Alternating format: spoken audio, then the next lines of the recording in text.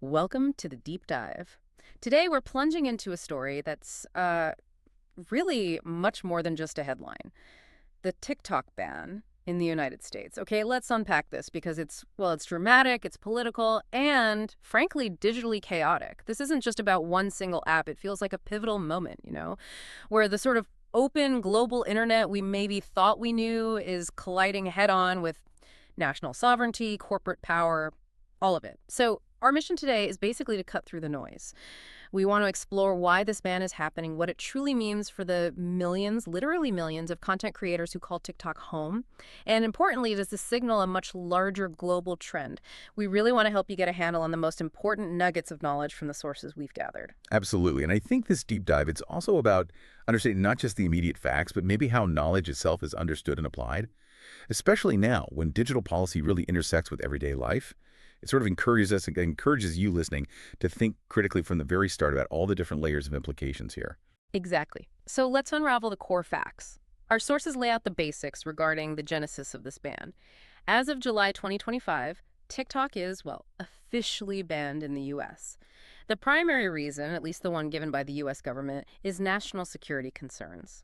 Their argument essentially is that TikTok, being owned by the Chinese company ByteDance, collects just vast amounts of American user data, and that data, they argue, could potentially be accessed by the Chinese Communist Party.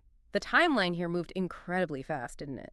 President Biden signed a bill back in April 2024. It demanded TikTok be sold to a U.S. company within, 9 months? 9 months, yeah, a very tight deadline. And ByteDance refused. They pushed back. Right. Which led us to where we are now, the app getting pulled from app stores in the U.S., services shutting down. Well, But is that the only story our sources tell us? Or are there maybe other perspectives on why this ban is happening now beyond just that official line?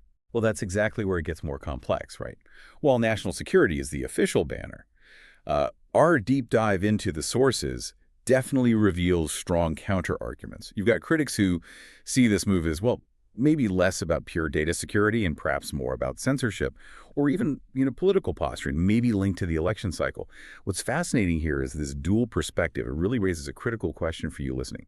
Is this solely about protecting data, or are there other narratives, maybe unspoken ones, driving this pretty drastic action? Yeah, that's a key point. You've highlighted the crucial political narrative swirling around, but it's easy to forget who feels the immediate, the really devastating impact of these big macro level decisions. Who are we actually talking about when we say the real heartbeat of TikTok? Precisely. Mhm. We're talking about the creators. Millions of people. I mean, think about it, small businesses, artists just starting out, folks who built entire careers, brands, communities, all on this one platform. Yeah. And now they're in, well, full-blown panic mode. They're scrambling. We're seeing them trying to migrate, trying on Instagram Reels, YouTube Shorts, Snapchat Spotlight, Right. even some newer, maybe less known apps like Clapper or Lemonade. It's almost dizzying thinking about that scramble. I can picture a creator just staring at their phone trying to figure out, okay, is Lemon 8 my next shot? Where do I even go? Yeah. But what's the fundamental challenge they're facing? It's got to be more than just picking a new app, right? Oh, absolutely. The fundamental challenge, and our sources really emphasize this, is that no other platform has quite replicated TikTok's unique discovery algorithm. You see, TikTok's real genius wasn't just an algorithm, it was its ability to kind of flatten the creator hierarchy. Flatten the hierarchy. How so? Well, its For You page. It prioritized the content itself over how many followers you already had. This meant even tiny creators, people starting from zero, could genuinely go viral overnight, reach massive audiences without needing that pre-existing following. Ah, I see. Unlike other platforms that rely more on who you already know. Exactly. It was a distinct insight, often missed by competitors still kind of clinging to the old social graph model, where your existing connections dictate your reach. So without that specific TikTok magic, creators aren't just losing views, they're losing income, brand partnerships. Yeah, real money. Real money, exactly. And maybe just as importantly, they're losing those vibrant, deeply engaged communities they spent years building. It's a truly unprecedented disruption to their livelihoods. And this isn't just contained within U.S. borders, is it?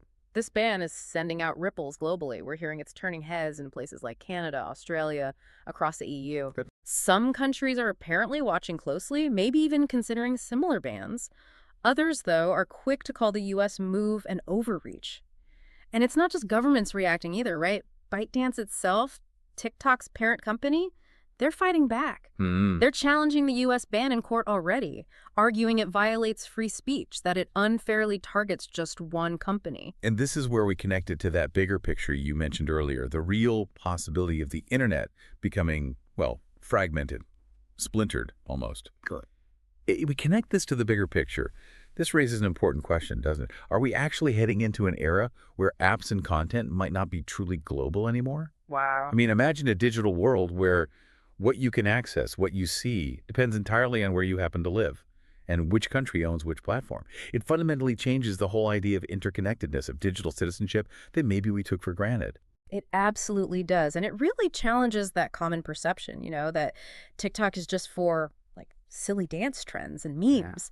Our sources really highlight its significant role, maybe often underestimated, as a platform for activism, Yeah, huge for activism. for getting news out fast, sometimes faster than traditional media, for crucial mental health content, community support. Mm-hmm. And as a really powerful engine for small business promotion, we saw so many small businesses thrive there. And Yeah. especially for Gen Z and even Gen Alpha coming up, TikTok wasn't just another app they used, it was genuinely part of their identity, wasn't it? It really was. A place for self-expression, for finding community, finding their voice. And that's why, look, regardless of whether you support the ban on security grounds or oppose it on free speech grounds, it's just vital to acknowledge this profound emotional and cultural impact. For an entire generation, pulling this platform basically overnight, it can feel like cutting off a significant part of their voice, their community, how they interact with the world.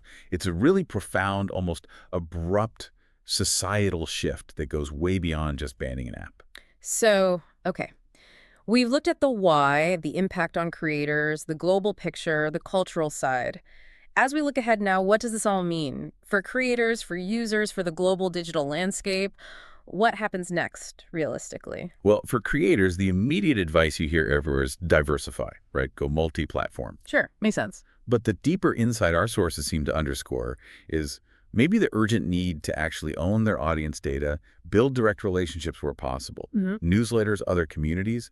This ban's kind of a stark lesson, isn't it? Yeah. But how precarious it is to rely solely on any one platform's ecosystem. A wake-up call, yeah. Don't put all your eggs in one digital basket. Exactly. Now, for users, for you listening, you can certainly expect more apps trying to jump in and fill the void left by TikTok.